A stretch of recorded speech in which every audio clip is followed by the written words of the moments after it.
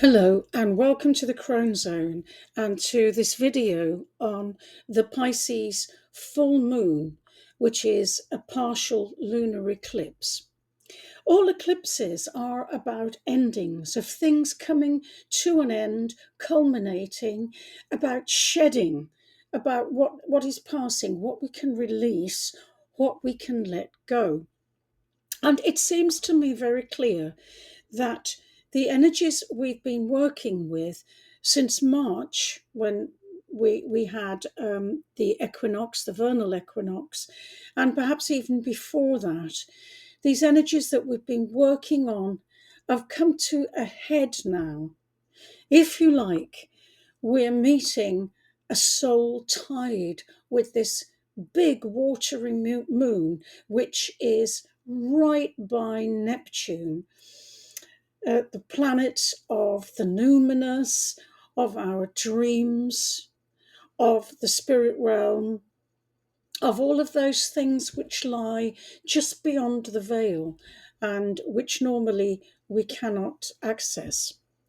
So don't be at all surprised if at the point of this new moon on the 18th, before and after it, that you feel in yourself an increase of your psychic abilities, and do watch your dreams. I think they could speak to you very powerfully at this time.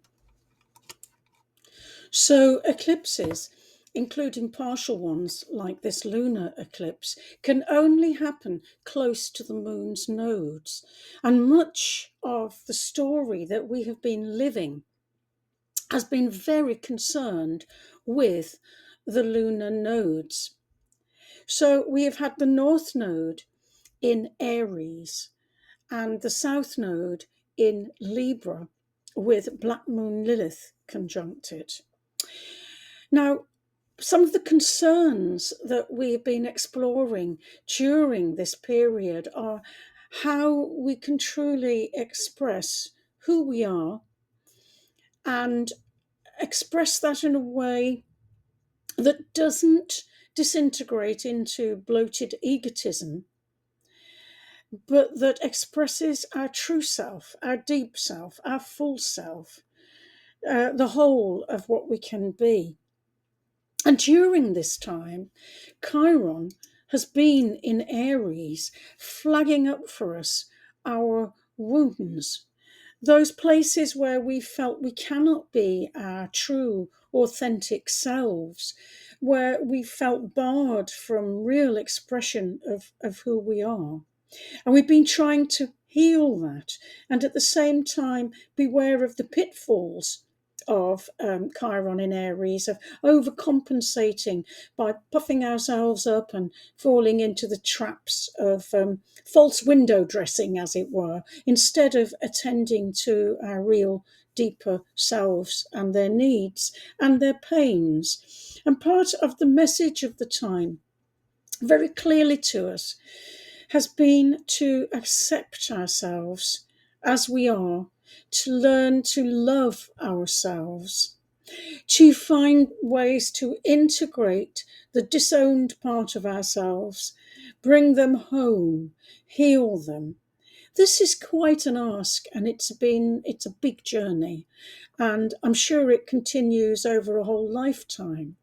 But in this period, as well as looking at how we can be our authentic selves, the nodes have been polarized between Venus and Mars. Now, this is the tarot card that represents Mars, the Emperor, and the Empress represents Venus, which would be the South Node in Libra in this case. And so there's also been an awful lot to do with the wounding between men and women, with the wounding to the divine feminine, and also to the wounding to the divine masculine. So that is our soul's direction moment, is to Aries, to this freedom of being who we truly are, letting go of some of the damage and pain that is being caused to the feminine with that Black Moon Lilith in Libra, and evolving in a new direction, healing as we go. So that is the nodal axis, and that is where this full moon eclipse is taking place. The energy is so strong with this eclipse full moon of ending, coming to an end, bringing to fruition a whole phase of our growth and development that's been taking place, and then letting go what belongs to that in order to bring in the new. And it's very interesting that a lot of the energies of this moon will feed and seed the equinox, which follows just 4 days later. We're into the autumn equinox, and that sets the tone for the next 3 months. So that will take us up to the new year. And then in the new year, the nodal axes will change, and they will change to Pisces and Virgo, which is exactly where this full moon eclipse is taking place. It's between the full moon in Pisces and the sun in Virgo. So it's a beautiful melding both of what is passing out and what is coming in on these beautiful spirit tides for us. Shakespeare tells us there is a tide in the affairs of man, which, taken at the flood, leads on to fortune. And this is a marvellous time for us to catch those tides. So let's take a little look at what they are. I shall leave to other astrologers warnings about flood and our oceans and some of those concerns that may come up from this very watery moon. I want to focus on its amazing emotional compassion and spiritual potential, which is certainly there. This is a huge opportunity to bring in a much deeper sense of spirit into our lives. The Pisces moon, which, as I've said, is right by the planet Neptune, is right by it, which is such a powerful thing, but would be represented by the Hanged Man. This is a card of surrendering to what is. And that is not a case of surrendering our sovereignty, but it is a case of surrendering to the love that we ultimately are and to the forces of spirit which are greater than anything that we can know logically. So we can only contact them with our hearts, and therefore we surrender to the spirit. We also surrender those things, those fears, those hatreds, those resentments, those old wounds which have held us back. It's a time where a really profound, deep forgiveness will go a long, long way to healing many of our issues and problems. So this beautiful big moon, which is a super moon, so it will be close to Earth. We will feel much closer to it when we look up to it, is partially eclipsed. I'd like to just draw a card that I always think of for eclipses, and it is this, the Eight of Cups. This is a very watery card. The cups are all about the element of water. And here we see the sun eclipsing the full moon, which is exactly the situation that we have. And we see the figure in red going to higher ground. We must search for that higher ground of spirit. It's there, we have more work to do. We have more mountains to climb on that one. So this is, I go with this. I go the direction that I'm guided with this. And the sun in Virgo would be very much represented by the Hermit. And the Hermit is very much a Virgoian card. And at its centre, it tells us, don't listen to the clamour of the world. Listen inside. Listen inside yourself.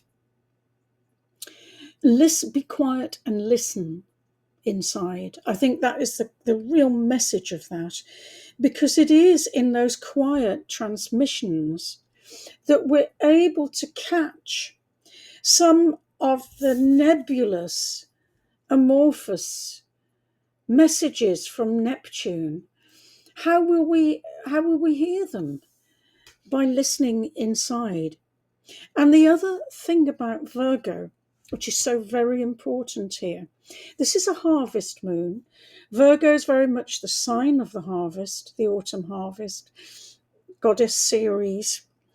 And Virgo is about separating the wheat from the chaff.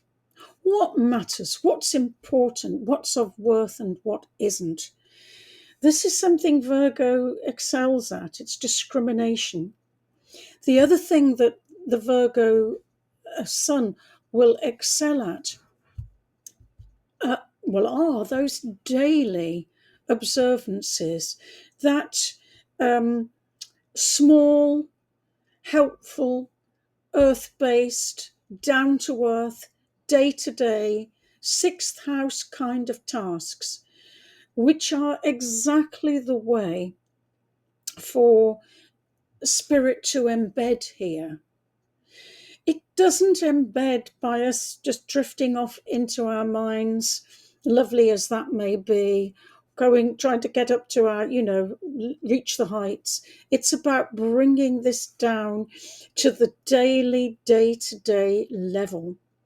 That's where it has to be. There's a potential in this moon, this beautiful moon. Here's heaven. Here is heaven shown, this beautiful moon by Neptune. How are you going to bring it down to earth? And it is by that inner listening and by our daily living, those small acts of kindnesses, those acts of faith, those acts of keeping faith with our true self, and expressing that in all the little things that we do.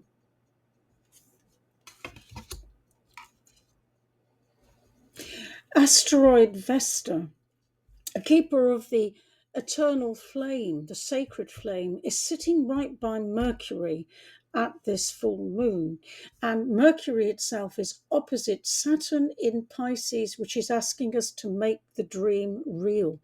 So the prompt there to Mercury is, make this dream a reality. Bring the dream down to earth. I'd like to carry on with this heaven and earth theme, which is coming up very strongly here. So there's a formation in the chart of this moon, which is one which brings a sense of intense happenings, of things that seem meant to be, of fated activities, and so on. And it's the configuration of a kite, which we can see in the chart. And so this one part of the kite, the larger part of the kite, is a trine. That's a really helpful, harmonious aspect, pointing to the sun. And the tail of the kite is made up of two sextiles, helpful actions pointing towards the moon. So the whole chart, sun and moon, are connected by this kite, and there's some beautiful energies in there.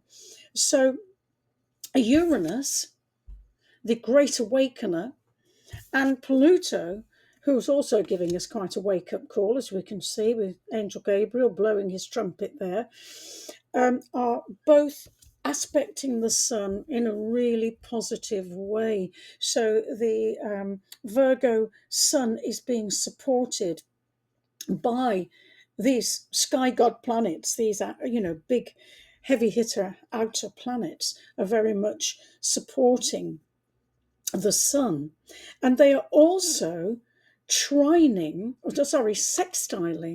the moon, and so giving very helpful actions to the moon, maybe those practical actions we need to the moon. So this is a configuration of strong energies, events. It's a powerful approval, if you like. More than that, we're behind you. We give you our support. Everything's gonna, we're batting for you to get this right. And they are pointing to those energies in Earth. And it's not only them. We also have help from our beautiful asteroid goddesses who are in the Earth signs. So they are anchoring into Earth, supporting the Virgo sun. So we have Vesta in Virgo. So she is there. Sorry, let me just make sure I've got my right. Yes, we have Vesta in Virgo. We have Ceres in Capricorn and Hygeia in Taurus. So those three asteroid goddesses anchoring into Earth, holding the fort there, as it were, again, saying, let's make this real. Let's earth this energy. Let's bring this down to Earth. So, amazing support there. And it's interesting too that there's a real balance of support from the masculine planets and those female asteroid goddesses.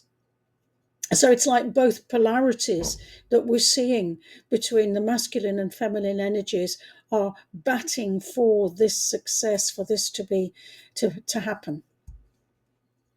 So, speaking about the masculine and the feminine, it's interesting to look at what Venus and Mars are doing in the full moon chart before we go on, just to talk about the equinox before I finish. So, Venus is actually opposite Chiron. So, that's flagging up those woundings that we may be feeling to our values, to our core selves, to the feminine. And at the same time, Mars is in the watery sign of Cancer. So the moon, where Pisces is, this full moon, rules Cancer. And Mars is at the moment in this very watery realm, which can be triggering. It can be a softening influence for Mars. It can, of course, in its negative expression, be about fighting for the homeland, wars within the home country, those kind of unpleasant connotations. But we have also to lift to the higher expression of this Mars in the domain of the mother in the water here. And these are the strifes and discords that we are being asked to surrender, to let go of, to let this incredible soul wave of water come in and wash away. There have been too many schisms, too many polarities, too many divisions, and it's our time to heal these.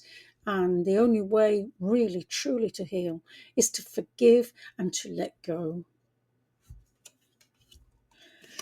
No matter where the lunar nodes are, the equinoxes will always occur between Venus and Mars, between Aries and Libra. That's where our equinoxes, those key points of the year, will always be. So the fact that our nodes have been between Aries and Libra really intensifies this notion of this particular equinox. And by the equinox, so many planets will be on the very last degree of their sign. So I think Venus is about 23 degrees of Libra at the time of the full moon, but she moves to the 29th degree, the anaretic degree, the very last degree of Libra at the time of the equinox. It's very much this ending of a whole cycle that's been playing out. Pluto will be on the anaretic 29th degree of Capricorn. Uranus, I think, is the 28th degree of Taurus. So we have a lot of planets that are really coming towards the end of their time, their period, large scale time periods, quite some years transiting through these signs and coming to the end. So this is very much, it's a wrapping up. It's a wrapping up. Pluto, in many ways, is back into Capricorn in order to give us this chance, get it right. It's a little like, when you leave a hotel room or something and you do a last sweep to see, have I left anything behind? Is there something here I haven't done? And that's the kind of energy now, this wrapping up, going out. This amazing tide that feeds into Equinox, it's now, we have to catch it now. We have to take it at the flood and make the very most of it. And as I've said, the energies of the equinox, where the sun will tip into Libra, the ingress into Libra will be on the 22nd of September, just shortly after this lunar eclipse. So it's a real call, isn't it, for us to try and get this right. And I think one of the big messages here is that the formless has no hands. The angels, as they say, have no hands. We have to be their hands. And I think this is our opportunity to do some of that work. If you are interested even more in the Venus and Mars story, then you might like to join me for some of my videos, which are about the Venus cycle and the Venus moon gate. It would be lovely if you joined us for those. So I will leave you for now. Have a peaceful full moon eclipse and equinox. Thank you.